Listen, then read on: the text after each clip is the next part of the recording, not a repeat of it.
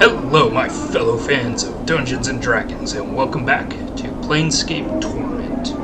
Last time, we finished up, as far as I can remember, everything I needed to do in the Dusty's mortuary, for now. Done. I will need to go and visit Dianara at some point, but today, I think we should go talk to... Well, first we should go talk to Anna. And then we're going to travel to the Gathering Dust Bar and pick up some... You know what? No. I know where I want to go. I want to go pick up another companion. That way I don't die in any more fights. So let's first go talk to Anna. And then we'll go pick up a companion.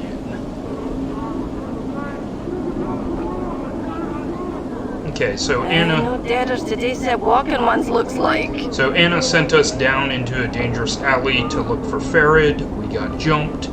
So let's talk to her and see if she has anything else to say. Well, what is it?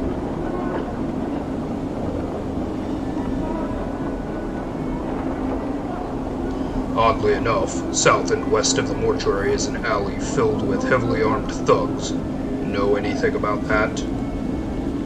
Oh, well, maybe you'd be best asking them where old Stutter Crutches.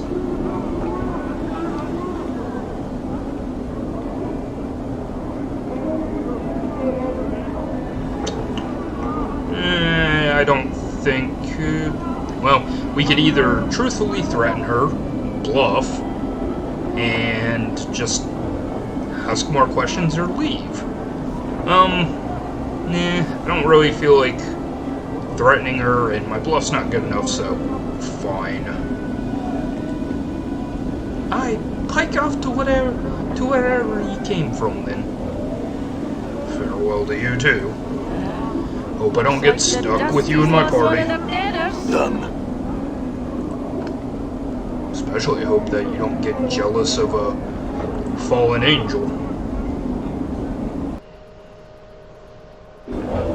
Alright, so I was going to imply that we were going to a bar today, and we are going to be going to one of the fine drinking establishments in Sigil. Just not the Gathering Dust Bar.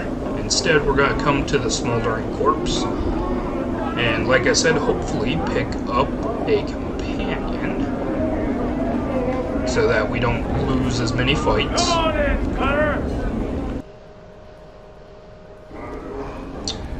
Okay, so this is the Smoldering Corpse Bar, so named because there is a man on fire here named Ignis. Let's talk with Drusilla. This is a woman with fading bruises on her face and arms and a look of despairing longing in her sunken eyes. She might have been pretty once, but those days were long ago. She turns slowly to face you. Life pours into her features, and the spark of sardonic light that dances in her eyes now make you wonder if your eyes were deceiving you. Welcome to the Smoldering Corpse, scarred man.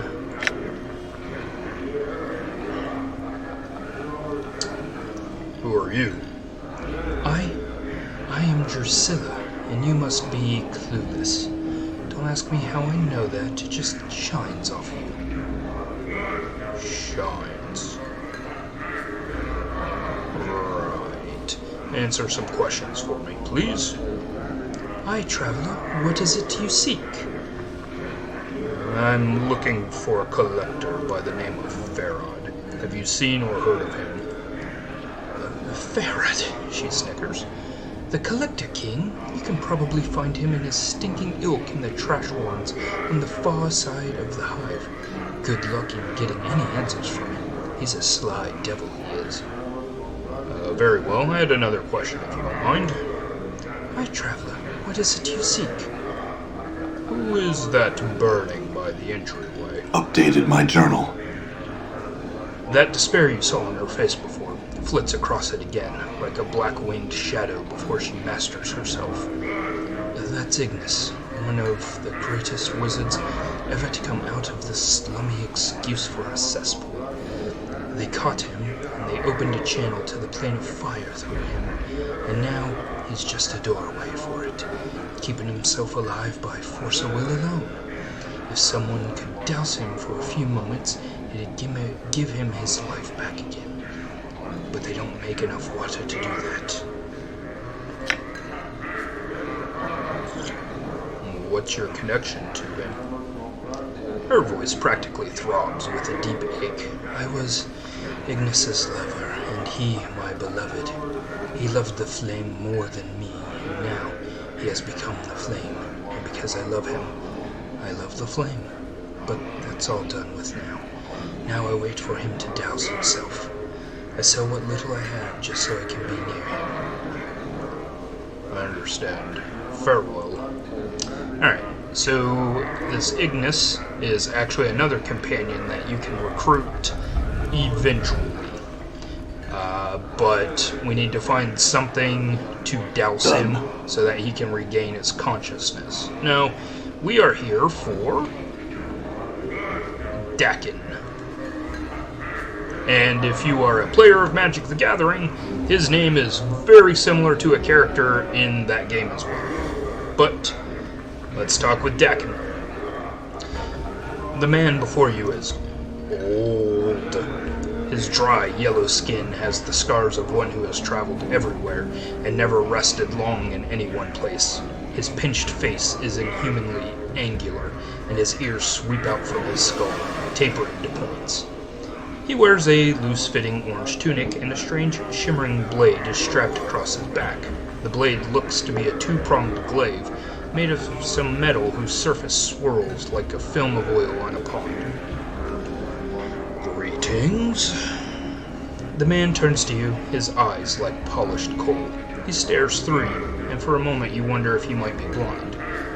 The weapon suddenly turns a dead, flat black, mirroring the man's eyes. Are you all right? Hail, traveler. He says nothing for a moment and merely searches your face with his eyes. Hail, traveler. His voice is quiet and somber, like a wind whispering through the branches of a great tree. Hail. Your eyes have the weight of one who has traveled far to be in this place. You could say that. The man's gaze does not waver for yours. I am known as Dakin. The emphasis he places on the word known strikes you as odd, yet familiar at the same time. You are not known to me. I do not know myself.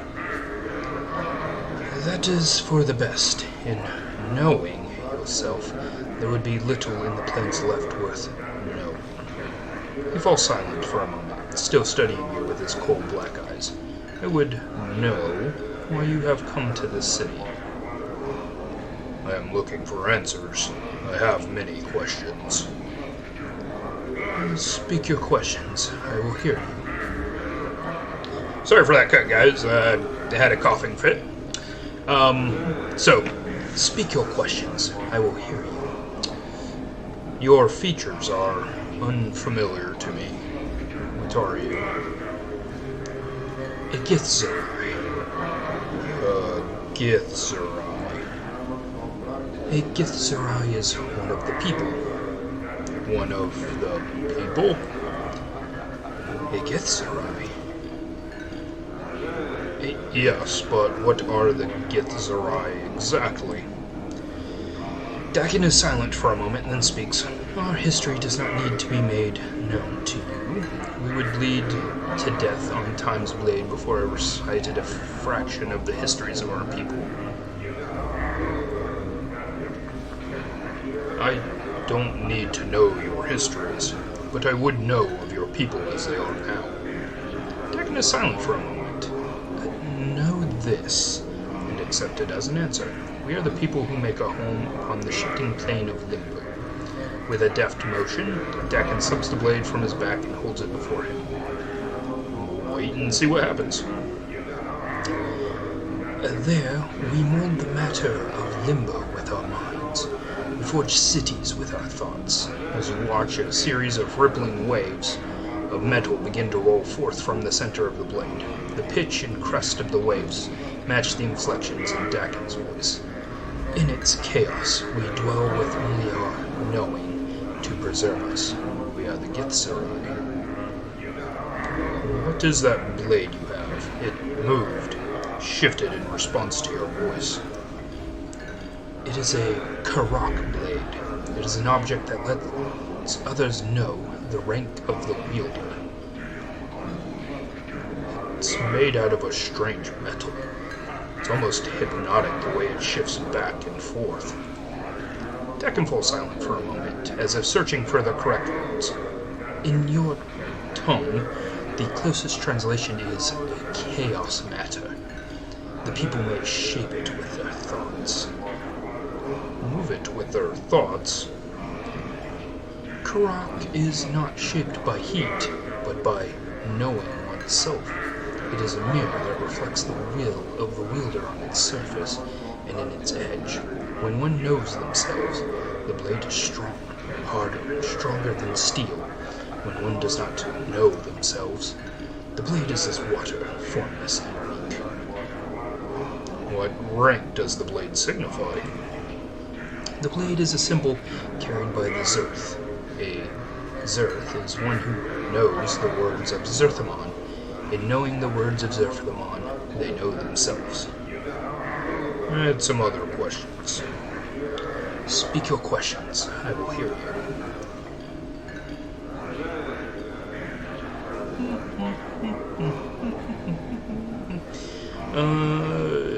You seem to place a special emphasis on knowing. What do you mean? All things, whether structure or flesh, their existence is defined by their knowing of themselves. And if a man does not know himself?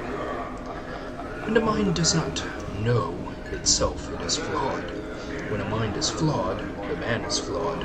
When a man is flawed, that which he touches is flawed. Dakin pauses. It is said that what a flawed man sees, his hands make broken. Do you know yourself?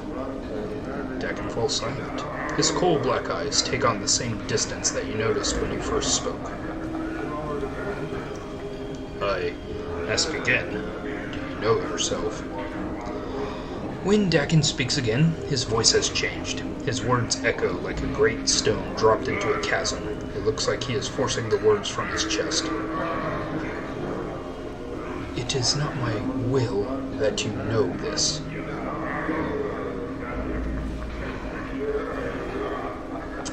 Well, we could push the issue. Never mind, I had some other questions.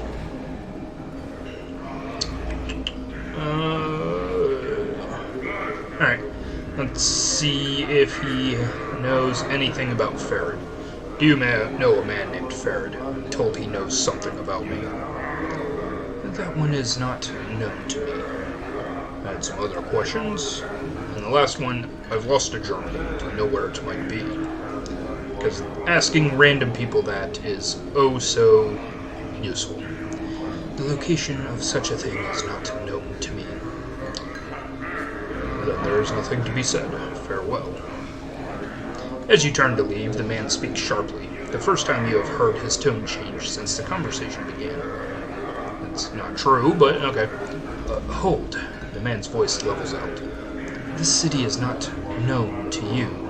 I would travel your path with you. Except, an extra blade would be welcome. Your path is mine. Strangely enough, his voice seems distant, and it echoes as if he was speaking from across a great distance. Very well, let's go. Okay, so that's a mercy killer. They are one of the factions in the city. I think... Okay, so there's a couple of people here. Ebb Creeknees, Elias. Most of the people in here actually have names, so we'll probably be talking to a lot of them. I think Elias is the one I want to talk to at the moment. And there's also Candrian. that I didn't notice there because he is really matching the pebbles on the floor. But let's talk to Elias. You see a trim, muscular man dressed in clothing that is comparatively drab and mundane compared to most of the outfits you've seen in the city. He carries himself with an air of supercilious arrogance. I'm sorry, I do not remember seeing that word before or ever trying to say it. He also looks dramatically out of place here. What do you want, he asks. Who are you? I am Elias, warrior of renown. Surely you've heard of me. No. Can it truly be? Can it truly be that none in this town have heard of me or my exploits? Alas, I shall have to prove myself all over again, and here I had thought my fame had spread across the world.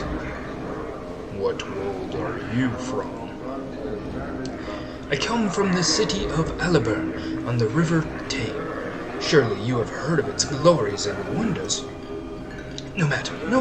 This place is benighted and ignorant when it comes to the splendors of true cities.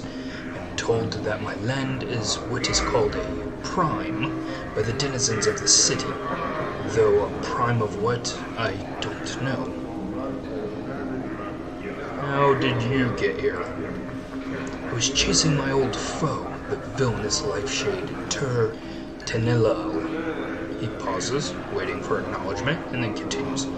He conjured his demonic magic and opened himself a doorway and hurled himself through it. Before he could flee me entirely, I threw myself after him and found myself here.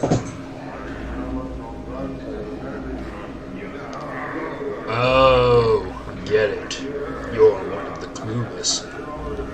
He bristles, reddening, and his hand clutches convulsively around the hilt of his sword. Clueless, is it? I take offense to your words, Sirrah, and bid you farewell in the hopes that we should never cross paths again. He turns away from you, still flushed with pride and rage. I just wanted to ask you some questions. He sighs heavily and eyes you with disdain. Then be on with it, scarred one. Ask and be done. I'd like to apologize to you. He appears entirely shocked at the notion of apologies as alien to him. You wish to apologize? That's what I said. Then I suppose as a point of honor I must accept your apology. Very well. In return I offer my apology as well. Let us set the matter aside and speak no more of it. Very well. Farewell. Alright. He was not the person I was looking for. It might be Ebb that I'm thinking about. So, I think next time we'll talk with Ebb and Candrion. But first, I want to talk to Barkus. You see a leather-skinned man with just a hint of ashen color to his face. His teeth seem sharper than normal, and his eyes are filled with the boredom that comes with having seen too much. His voice is nasal and clipped. You again, eh? What do you want this time? You again? What do you mean? Yeah, you again. You got a hearing problem or something now? You was in here about 15 years ago. Got all bubbed up, smashed up the place, and left a pile of coin that wasn't enough to pay for the damages. So you plucked out your own bleeding eyeball and tells me you'll be back to reclaim it when you got 200 coins together. With 15 years of interest, you got about 500 coins. You got the jig, pal. I got your eye.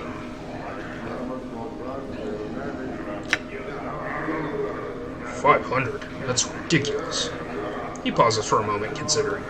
That it is. Tell you what, give me the 300 and the eyes yours. Well, we can do that. It's a deal. Here's your money. It's a deal. He produces a darkened, wax-stoppered, wide-mouthed bottle from his pocket. You hear the sound of liquid sloshing around inside it, along with a heavier, squishier noise. Opening it, the stench of some sort of preservative agent nearly makes you gag. Floating in the viscid muck is an eyeball. You better figure out what you want to do with that now you've exposed it to the air. Might as well put a pickled egg in the jar for all the good it'll do you. Make up your mind, Cutter, pickled egg or not. Sure. Tear out your eyeball and place this one in the socket. And that got us some experience. With a moment's hesitation, you reach into your socket, pop your eye into the palm of your hand. The bartender hopefully severs the optic nerve and directs your hand to the jar of goo that sits on the bar. You deposit your eye in the preservative, wrap your fingers around the old one, and slide it into your empty socket. The pain of this entire operation is incredible. After a moment, though, you can feel the optic nerve reattaching itself to this new eye, and suddenly you are hit by a flash of memory. Absorb it! Memory flash. A vast expanse of chaotic, ever-changing wasteland stretching before you. A group of humanoid vultures plummeting towards you. Cruel weapons ready to strike, and your own shining blade clutched tight in your fist. 3 toughs surround you in the colors of an enemy you can't quite place. Long daggers glisten in their hands, and the light glints cruelly from their exposed teeth. You glance at your scarred hands and know that soon you'll be covered in blood. An enormous frog-like creature comes bounding over through under chaos stuff, headed for you with a mouth full of teeth. You hurl your javelin through the shifting matter and pin the creature to a sudden stone plinth. You've recalled some of your lost fighting skills. Alright, so we should have a bonus to our fighting ability now. Okay, let's ask more questions of Barkus. Hurry up, will ya? I got paying customers. I want something to drink. Oh, he doesn't actually open up a store, he just has some of this. What do you want? We got your basic beer for a coin, bitters for 2, mead for 4. We got water straight from the elemental plane for 8 coins. We got Arborean fire wine and fire seeds for 10. Cursed heart wine for 8. Bator's own whiskey for 20. What do you have? Let's just have a beer. You quaff the weak drink. The flavor isn't exactly bold, but it's filling and it's alcoholic. Doesn't seem to do anything else for you. What'll it be, Keta? Nothing. Alright, guys. All right. And with that, we have actually gained a new party member with Dakon. We insulted Elias, we learned about Igneous, and next time, I believe to complete one of the quests that I have currently going, I need to talk to Ebb, so we'll do that. We also got quite a bit of experience just for paying 300 gold and switching out an eye. So, as always guys, thank you for joining me, and I'll see you next time on Planescape Torment. See you then.